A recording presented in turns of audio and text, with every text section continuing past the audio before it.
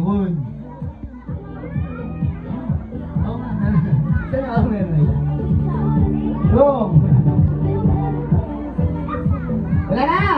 Alright, ang Tagalog ng yellow ay no! Si ate ang tumama. Bukas, may pasok kayo? Bukas, huwag kayong magdala ng baon. Puntahan niyo si teacher. Sabi niyo, teacher, pag hindi mo nasagot to kasi wala akong baon, bibigyan mo ko ng baon. Tanungin mo siya, teacher, ano ang Tagalog ng yellow? Hindi niya alam yun, maniwala kayo sa akin. Hindi niya alam yun. Hindi, pustahan tayo. Ready. This time, my next game is what we call